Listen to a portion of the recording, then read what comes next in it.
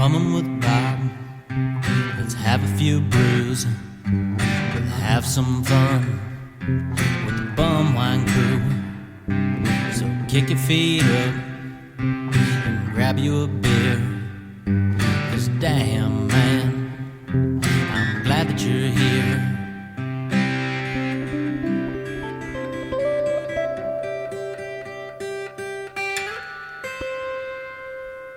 All right. This is Bumwine Bob welcoming you to an all-new edition of Bumming with Bobcat. And it is the special 2022 BumwineBob.com Battle of the Booze Championship reveal. The results are in. It's been a long, hard tournament. We've had a lot of ups and downs. We've had some upsets, some underdogs, and we had some big-time matchups. So to help me ring in this year's champion, he joined me on the official tournament preview podcast. He is back again to celebrate this year's champion. Our good buddy Roadhouse is here, man. How you doing, Roadhouse? I'm doing great, buddy. I'm glad to be back and looking forward to the results. I know. There was only one fitting way to do it. And I said, since you were here to break down the whole tournament, now that we're wrapping things up, it's been a crazy month. I know we've had some big time upsets, some matchups that you thought were going to go one way and they went another way. And we've finally come to the end now. And, you know, it's down to two classics, two stalwarts in the beer and malt liquor categories. And it's Pabst Blue Ribbon and Mickey's Fine Malt Liquor. Now, before we go to the official reveal, do you have a last minute prediction here of who you think is going to take this year's crown? Well, I sent you a message earlier, and you know, I feel strong for Pabst, and he's kind of like the no winner that should have got it a few years ago. I'm going to pull for Mickey's this time.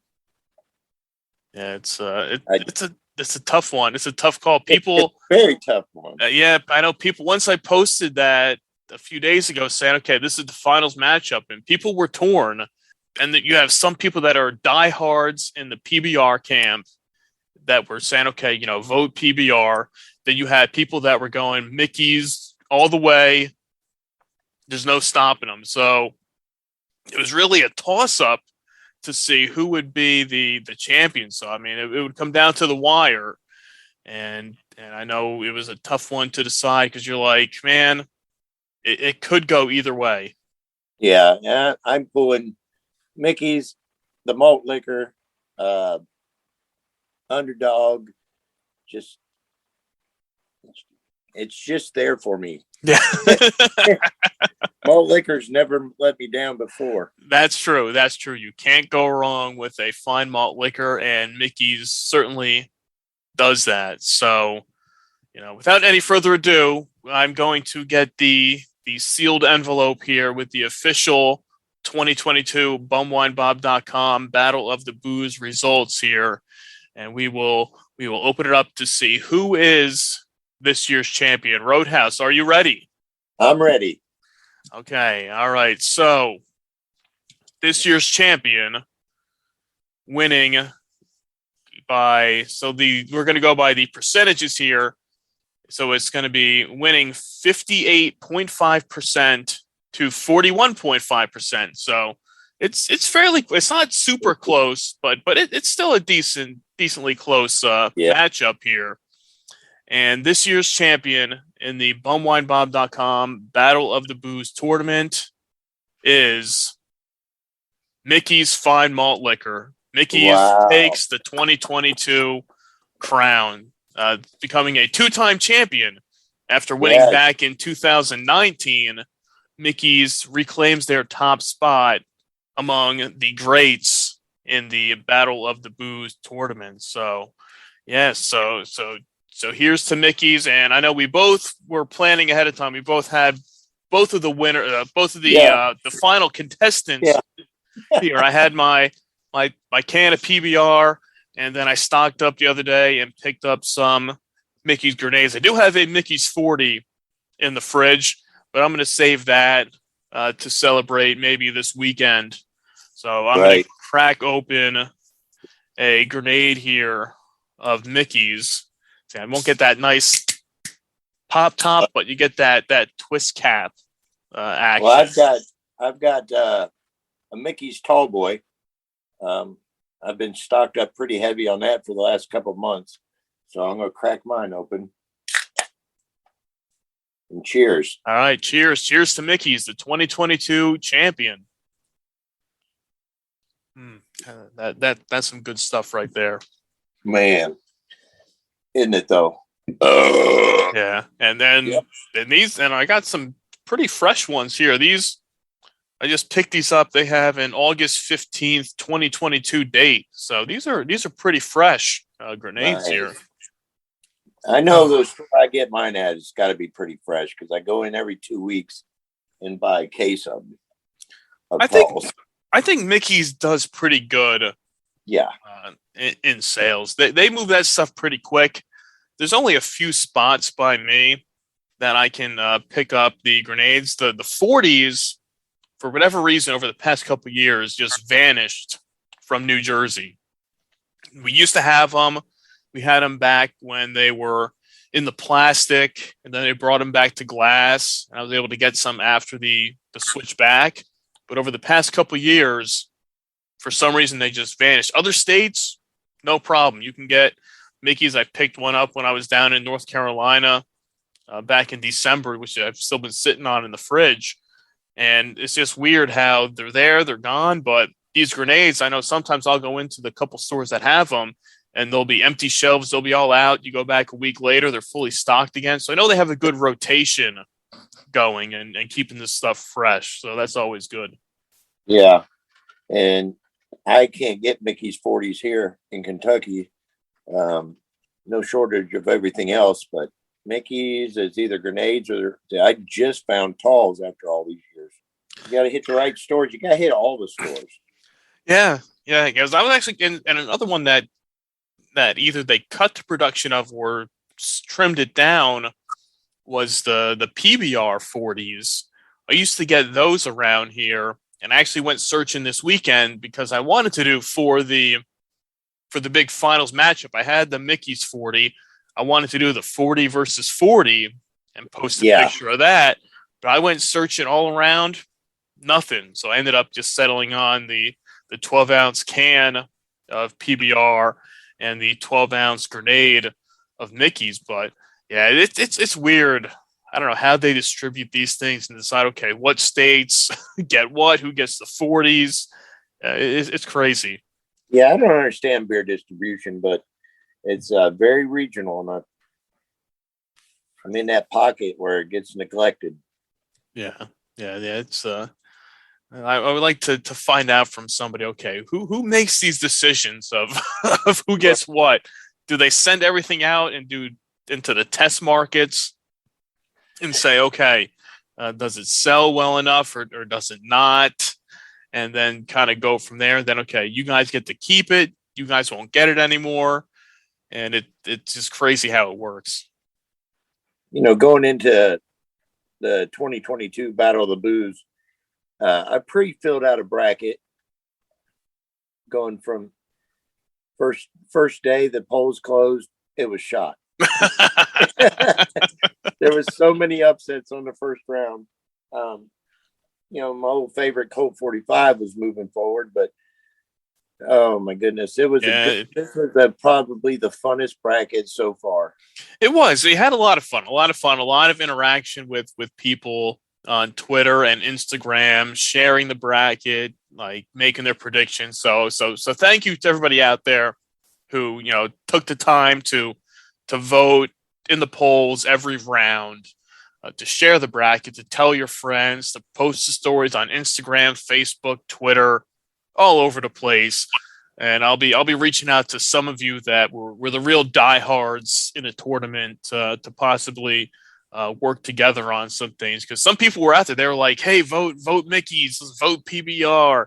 A couple people were really pushing that the Four Loko. I mean, one of the biggest surprises was that Four Loko USA making it to the Final Four. Right. I did not expect that going into the tournament. with it being so new, but they really got a big push behind it. They had a pretty good push behind them, according to your retweet. Yeah. The Four Loko themselves, tweeted out the final four bracket for the voting. Being happy that they made it there, and as you'll see on the post with the podcast here on the website at bumwinebob.com, you'll see that they have started the 2023 push of campaigning with the Four Loko USA merchandise. So we'll see if we can get those guys on board to give it that push. We could see Four Loko USA next year get that top spot. Rip. It's the Four Loko Instagram page has been giving out that stuff like water. Yeah. Yeah. They've been doing some big merchandise and giving out some stuff to promote the Four Loko USA. And Four Loko also has their own, but probably by the time this podcast is dropping, I know that they're in the finals of their own. I don't know if you saw that, their own tournament of deciding the next flavor. Yeah. Yeah, which right now it is Four Loko Florida is winning over Dr. Loco, which is a cola flavor. So what flavor Four Loko Florida is, that's an unknown. I would lean towards orange. Yeah. I mean, that's the tough one. They didn't even say what it says. Four Loko Florida. Now, is it orange? I mean, it's a Sunshine State. You would think that, but who knows? You could really go anywhere. I mean, we saw Four Loko Gold, and when you start naming stuff after colors, it can be anything. You name it after a state, that really leaves it wide open to anything at that point. Yes. I was sitting there watching their bracket and it's just laughing at the name. They come up with the craziest gimmicks on their names, and yeah, there were longest state 14%. Yeah. There were a couple interesting ones that there was like a cinnamon one, like the cinnamon toast crunch flavor. I mean, I was assuming, I don't think they thought there was any chance that some of these would actually make it, but you had the where was the first bracket here? Yeah, the first matchups, you had Loco Tropical, Loco Cherry Limeade, Loco Breakfast, which was a cinnamon cereal, a Long Island Loco, Loco Berry Palooza, Loco Mango, Four Loko Florida, Loco Sweet Tea, Purple Rain, Sour Pickleback Loco, Dr. Loco the Cola, Four Loko Colada, Loco Coffee, Loco Mimosa, Loco Cotton Candy, and Bro Loco Protein. So, so that was their all their contestants in their Four Loko Flavor Madness tournament. But I think in the end, when it comes down to the Four Loko Florida and the Cola Dr. Loco, probably, I mean, there were some flavors in there that did sound a little bit interesting, which probably wouldn't be that bad. Yeah. So, you just imagine the mixologists that have to come up with these in a panic that they are. Something whack like the breakfast one was to win. Yeah. How much of a panic they'd be into to really develop something like that. Right. They're just throwing this stuff out there. Okay, what's something funny we can put out there for for a flavor? Then like, oh my God, it looks like it's going to win. What are we going to do? Yeah. Yeah. So hey, see, Four Loko getting in the fun with everything, and the March Madness, the season of the tournaments. As we're wrapping things up here with the Battle of the Booze. I mean, it was a fun ride getting Mickey's back to the championship again. I mean, did you have any other upsets that you were surprised with in the tournament? Oh, well, Mad Dog Gold getting wiped out. And what was the other one I had asked you about? I said, I don't have it in front of me to look at the brackets, but there was one I wanted to know how close it was. It was like down to one vote. Yeah, let me see. I know which one you're talking about. Oh, that was the Mickey's versus the Four Loko USA. Okay. Which started out pretty close, but then Mickey's kind of ran away with it. That was Mickey's 69% to USA at 31%. In the beginning, it was close, but towards the end, Mickey's really got a nice run going. And then that was also there was a really close matchup, another one in the Final Four between the PBR and the MD 2020, the Orange Jubilee, 57.1% to 42.9%. Because I really thought the MD had a chance to make it to the finals and overtake PBR. Yeah. The interaction this year was great. Just seeing all the different hashtags and following it and seeing what people were saying it was a lot of fun. Yeah, it's always a good time when it comes down to the Battle of the Booze bracket, and hey, we'll be back again next year with some new entries, because actually there were a few that I forgot for in the malt beverage category that after I had already posted the bracket, I was like, oh shit, I could have added this one and that one, because you do get a lot of the Four Lokos really do overtake the bracket with the amount of flavors that they have, and you kind of want more variety. So for next year's bracket, I do have a few other ones in mind. We always look forward to the Battle of the Booze, because that's the kickoff to spring and summer, and it's like the kickoff party. Exactly. Because now it's April now. It's warming up. Exactly. We're getting out to spring, real springtime around the corner. Then summertime, drinking, parties, having fun, coming up with some concoctions. I mean, do you want to tell the people? I know you were coming up with a little MD concoction. Now, we would have liked to have cracked it open if the Orange Jubilee won. Yeah.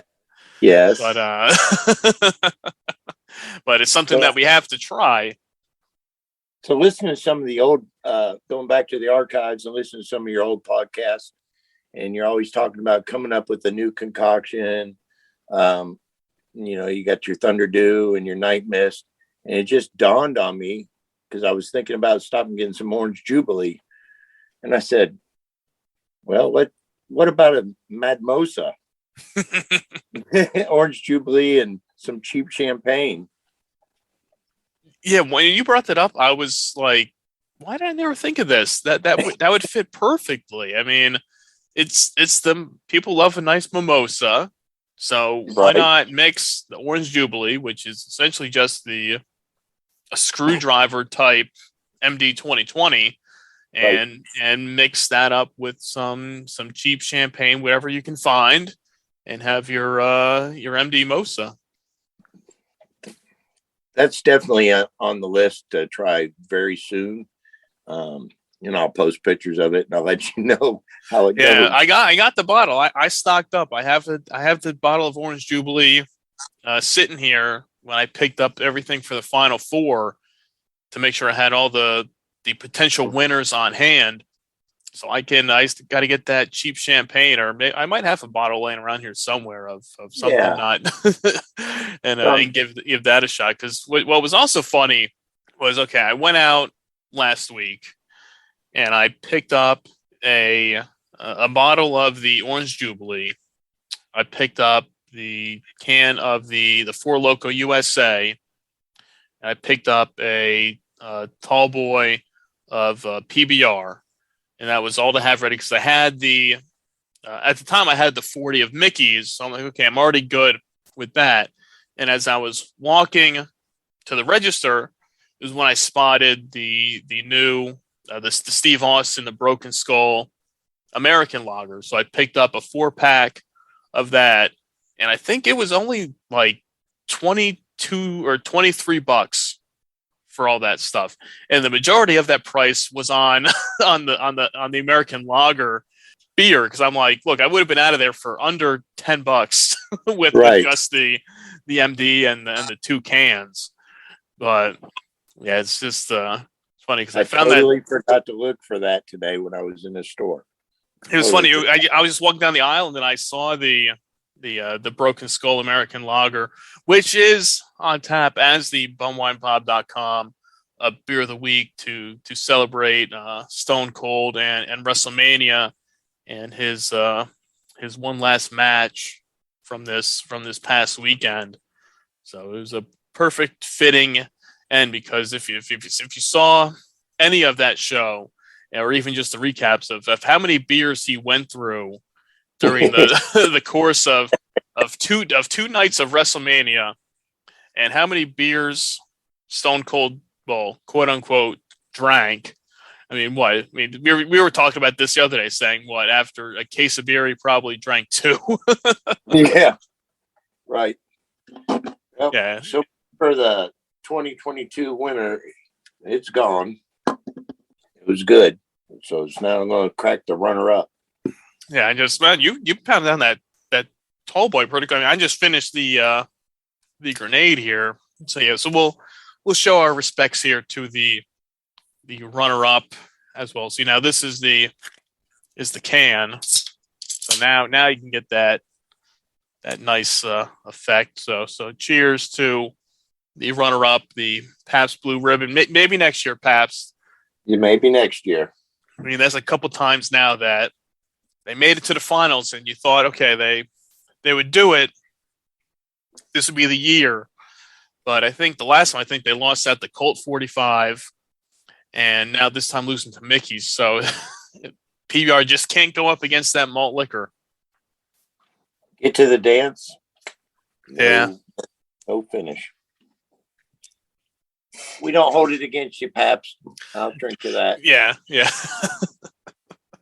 it's all of them get us where we want to be. That's true. You can't go wrong with any of these beverages that are in the tournament, no matter what. I mean, we all have our favorites. You have some that you might see on that list, and you might say, "Oh, I'm never drinking that again."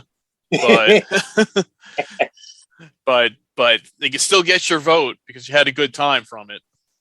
Right. We did everything we could, and we pulled through with the top dog, Mickey's Fine Malt Liquor. Yeah, no, for sure. It's always a crowd pleaser. Like I said, people were really backing it. I mean, some people were like, okay, Mickey's Grenades all the way, and really, really pushing it there. But I mean, it was still close. It wasn't as close as maybe you thought it would be, coming down to one vote. But it's definitely an exciting tournament, and definitely we always have a great time when it's the Battle of the Booze tournament season. Here, it's a fun way to spend a few weeks going through it, and a lot of work goes into it. Now, you might not think so, but to keep track of this stuff and put together the bracket, there's a lot of beers that are consumed during the process, because you have to pay respects to the losers in the tournament to enjoy some of them while you're still waiting to see who's going to take home the championship. You do all the legwork, and you do a fine job at it. We do appreciate everything you do. Well, thank you. It's all for the fun of the game. We're bringing all of us bum wine connoisseurs together, having a good time. Yeah, the next we'll have a big bum wine jamboree. Oh wow, that'd be something to plan vacation around. There you go. We get, like we were talking the last time, get that big garbage can full of booze lined up and mix it all up. Oh wow. No. Hey, throw a little Nitran, a little Thunderbird, a little of that wild Irish rose? Because I mean, tell people what you came across recently. One of the rarities in the bum wine world. Yeah, so checking out a new store. I was out of town. I was up in Louisville, and scanning the bottom shelves and tucked away in the back. I mean, covered in dust, so much dust, and so old the labels had come off the bottle. It was the Wild Irish Rose, sour green. It's the wild green apple, right? Wild green apple. That's it. Yeah, but it's probably. But is it sour? Is it? It's not. And actually, when I first got it home and just cracked it and tried it, it was kind of like room temperature. And it went straight to the freezer for a few and got it good and chilled. And once it got good and cold, it was very drinkable. It was very good. So I pulled on it a lot on this weekend while smoking ribs. And I probably did about half the bottle. It was pretty good. And my oldest son was with us. He tried it. He liked it a lot, but I wouldn't let him have any more. You got to save that. You can have a sip. You can try it, but this is mine. But I got don't be drinking all of it, and I got one set aside for you. It is pretty rare. I've never seen it before. I'm not a big follower of Wild Irish Rose for the most part, but when you see something odd like that, you know it's rare. Yeah, you gotta try it at that point, because I guess that's different for you because you were saying that you like to drink your Wild Irish Rose just the red at room temperature, right? You don't chill it. You just drink it straight up room temperature, right? That's the way I like the red. Okay, that's the only one. And of course, you don't even look at the white. No. If you like drinking rubbing alcohol, I had it once, and that was good enough for me. It was. I remember my friend sent me a picture one time. He's like, "Hey, have you ever had this?" I'm like, no, pick it up. So he picked it up. Was at his house that weekend. Cracked it open, and that is a rough one. That white. I don't know. I've tried it room temperature. I've tried it almost freezing. I guess the next thing you do is maybe boil it and see if it gets better. I don't know. I think at that point, I think you're at a loss. Yeah, there's no helping that one. But if you like it, you're a hardcore bum whiner. Yeah. Kudos to you for drinking that. Yeah, I know there was I don't think they actually make that wild green apple anymore. So, like you said, that bottle that was sitting on that shelf had to be sitting there for at least a good 10 years, 15 years, maybe. Well, I sent you that picture with all the dust on it. I saw that, and I was like, "Yeah, you're not kidding." I mean, I've been to a few stores back in the day that had some bottles of Cisco with that dust on them, but nothing that bad where it was the labels peeling off. You run your finger across it, and you can just see the the dirt on it. It just had the label on the back. That's the one I cracked. I saved the one with the label on the front for you. No, thank you. You don't need to know what it says on the back. No. It's all the same shit that they have on all of it. Oh yeah, grape wine with natural flavors, colors, blah blah blah. We don't need any of that stuff. Yeah. I'm into nature. Yeah. Buddy, this one has been a great one. I'm glad you invited me. Oh yes, definitely. Yeah, always great chatting with you. We're just doing a little a quick recap show for you here. If you're watching the March Madness tournament, you got your talking heads in the studios after the show, but that's what we're doing for you here, just to recap and to announce, as we said in the beginning, Mickey's Fine Malt Liquor is the 2022 BumWineBob.com Battle of the Booze champion. And who knows, May's around the corner, Malt Liquor May. MD 2020 May.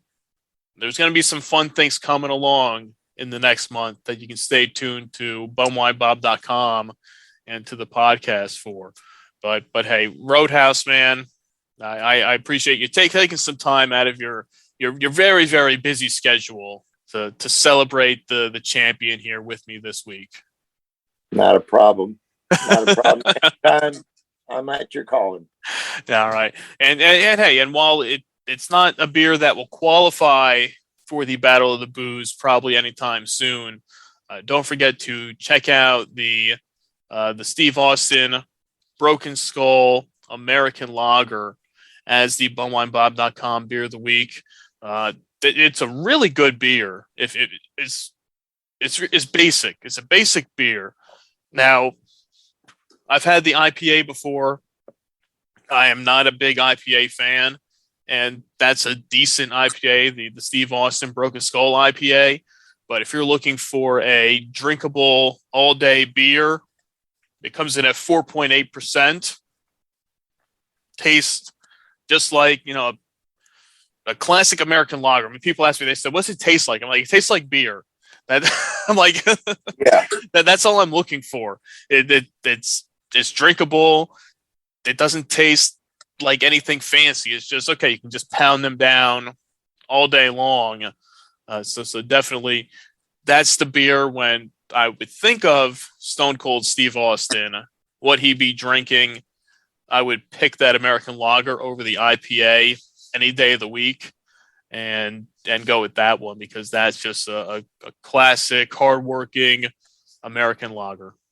Yeah, and it's hard to narrow down just a good, like you said, classic lager. And I can't wait to try it. Yeah. It's like it tastes like beer, and that's all I'm looking for. I'm not looking for anything fancy. Doesn't have to be any hoppy, this and that. Does it taste like beer? I can drink this all day long, get a nice buzz, then I'm sold on it. So don't forget to check that out. The Steve Austin Broken Skull American Lager as the bumwinebob.com beer of the week.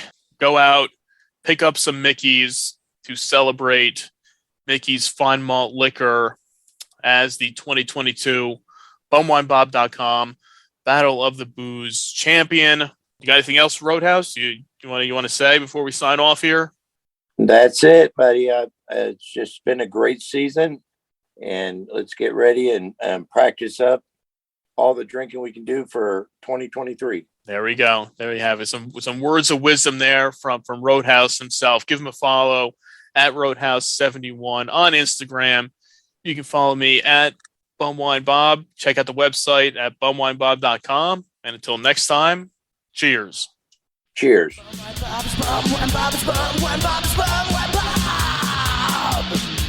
I need a beer.